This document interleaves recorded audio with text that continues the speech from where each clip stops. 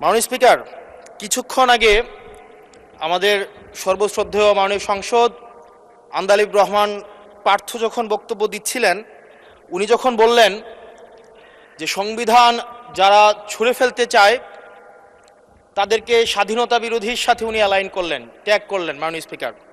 এবং তখন ট্রেজারি বেঞ্চের সম্মানিত মাননীয় মন্ত্রী যারা ছিলেন তারা সেটাকে টেবিল চাপড়িয়ে সেটাকে সমর্থন দিলেন।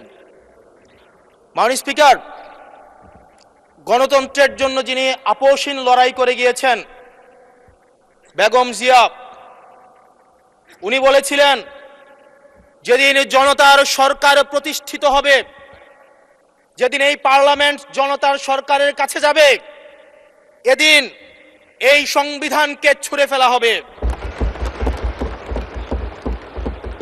ট্রেজারি বেঞ্চের যে মন্ত্রীরা ছিলেন তারা দীর্ঘদিন, তাদের সারা জীবন তারা বেগম জিয়ার সাথে রাজনীতি করেছেন। এই সংবিধান ছুঁড়ে ফেলার সাথে স্বাধীনতা যুদ্ধাপরাধীর অ্যালাইন করার যেটার হাততালি তারা দিয়েছেন, সেটির মধ্য দিয়ে বেগম জিয়াকে তারা মূলত অপমান করেছেন কিনা তারা সেটা ভেবে দেখবেন। মাননীয় স্পিকার, আমি বক্তব্য দেওয়ার জন্য অনেক কিছু রেডি করে নিয়ে এসেছিলাম। আমরা আইনমন্ত্রী বলেছেন রুশু পড়ার জন্য, তারপরে হবস পড়ার জন্য, মদিনা সনদ পড়ার জন্য পড়েছিলাম, কিন্তু আন্দালিব রহমান পার্থ সাহেব যে বক্তব্য দিয়েছেন, আমরা ক্লাস 8-9-এ যে ডিবেট করতাম সেটি রিভার্টাল দিলে 20 মিনিট সময় লাগবে। মাননীয় স্পিকার, আমি ওনার বক্তব্যের রিভার্টাল দিচ্ছি। উনি বলেছেন যে আমি কোট করছি, উনি বলেছেন ৭২-এর সংবিধানের কিছু কিছু বিষয়কে ওনারা সম্মান দিয়েছেন। তার মানে কিছু কিছু বিষয়কে ওনারা সম্মান দেয় নাই। তার মানে এই অভ্যুত্থানের পরে এই সংবিধানের কিছু অংশ ওনারা মেনেছেন, কিছু অংশ ওনারা মানেন নাই। ওনারা কেবল ওই অংশটাই মেনেছেন যে অংশটা ওনাদের পক্ষে গিয়েছে, যে অংশটা ওনাদের বিপক্ষে গিয়েছে এই অংশটা ওনারা মানেন নাই। মাননীয় স্পিকার, এই ধরনের প্রকৃতি সম্পন্ন যারা আছে বাংলাদেশের পার্লামেন্ট, যারা দেখছেন তারা সিদ্ধান্ত নেবেন। যারা কখনো কখনো কনফরমিস্ট, যারা কখনো কখনো রিফর্মিস্ট, তারা মূলত অপরচুনিস্ট। এখন আমি সংবিধানের কিছু কিছু ধারা মানব, কিছু কিছু ধারা মানব না। আমি কখনো কখনো সাংবিধানিক, কখনো কখনো আমি অসাংবিধানিক। মাননীয় স্পিকার, যখন ডক্ট্রিন অফ নেসেসিটির প্রশ্ন আসে, মাননীয় স্পিকার, এই এক্সিস্টিং সংবিধান অনুযায়ী যখন 7A এবং 7B বলবৎ থাকে, সেই জায়গা থেকে আইনজ্ঞরা, মাননীয় স্বরাষ্ট্রমন্ত্রী উনি থাকলে ভালো হতো। ডক্ট্রিন অফ নেসেসিটি মাননীয় স্পিকার 48-এর 3 অনুযায়ী রাষ্ট্রপতি সুপ্রিম কোর্টের মাধ্যমে একটা, এই 106-এর অ্যাডভাইজরি একটা রুল আছে মাননীয় স্পিকার। এই অ্যাডভাইজরি রুলের মাধ্যমে সংবিধানের ফান্ডামেন্টাল কোনো বিষয় কম্প্রোমাইজ করা যায় না। মাননীয় স্পিকার, যদি আমি এই সংবিধান মানি তাহলে এই অন্তর্বর্তীকালীন সরকারের বৈধতা প্রশ্নবিদ্ধ হয়। মাননীয় স্পিকার, মাননীয় স্পিকার, যদি এই সংবিধানকে আমি ধারণ করতে চাই, মেনে চলতে চাই, সেদিন 64 বিধি অনুযায়ী অ্যাটর্নি জেনারেল নিয়োগ দেওয়া হয়েছিল 6 আগস্ট। মাননীয় স্পিকার, এই সংসদে প্রশ্ন রাখতে চাই, তৎকালীন বর্তমান রাষ্ট্রপতি চুপ্পু, তখন বলা হয়েছে অ্যাটর্নি জেনারেল নিয়োগ দেওয়ার ক্ষেত্রে প্রধানমন্ত্রীর সাথে আলোচনা করতে হবে। সেদিন কোন প্রধানমন্ত্রীর সাথে আলোচনা করা হয়েছিল সেটা আমাদেরকে অ্যাটর্নি জেনারেল জানাবেন।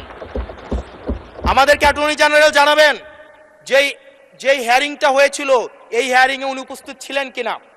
তখনকার সময় যিনি প্রধান বিচারপতি ছিলেন ওবায়দুল হক, তিনি তখন কোথায় ছিলেন, সেই রায়ের কপিটা আমরা দেখতে চাই। মাননীয় স্পিকার, মাননীয় স্পিকার, আপনি যখন বেগম জিয়াকে 6 আগস্ট সর্বপ্রথম ছাত্র জনতা যখন সিদ্ধান্ত নিয়েছিল আর এক মুহূর্ত বেগম জিয়াকে কারাগারে থাকতে দিবে না, বেগম জিয়াকে রাষ্ট্রপতির আদেশের মধ্য দিয়ে বেগম জিয়াকে সেদিনই কারাগার থেকে যেই জুলুমের মধ্যে রাখা হয়েছিল সেটা থেকে ছাত্র জনতার রায়ের মধ্য দিয়ে সেখান থেকে বের করে আনা হয়েছিল। মাননীয় স্পিকার, যদি এই সংবিধানকে বাইবেল ধরে নেই, এই সংবিধানকে যদি গসপেল ধরে নেই, এই গসপেলের পুরোহিত অনুযায়ী যেভাবে ভ্যাটিকান সিটি চলে সেটা যদি আমরা ধরে নেই, তাহলে মাননীয় স্পিকার সেদিন বেগম জিয়া জেল থেকে বের হতে পারেন না। মাননীয় স্পিকার সেদিন বেগম জিয়া জেল থেকে বের হয়েছিল অভ্যুত্থানের জনরায়ের ভিত্তিতে। মাননীয় স্পিকার আপনারা বলছেন আপনারা ঠিক সেই জায়গায় আপনারা সংবিধানকে আপনারা মানছেন যেই জায়গায় সংবিধান থেকে আপনারা বেনিফিটেড হবেন। মাননীয় স্পিকার গ্রামের ভাষায় কথা আছে, বলতে চাই না, যে গাং পার হইলে মাঝি কোন দুলা ভাই। ছাত্ররা আপনাদের নেতা কর্মীরা গত 17 বছর ধান খেতে ঘুমাইতে হয়েছে, ত্যাগ তিতিক্ষার মধ্য দিয়ে যেতে হয়েছে। মহাসচিব কান্না করে বলেছে তাদের নেতা কর্মীরা ঢাকায় এসে রিক্সা চালিয়ে জীবন নির্বাহ করত।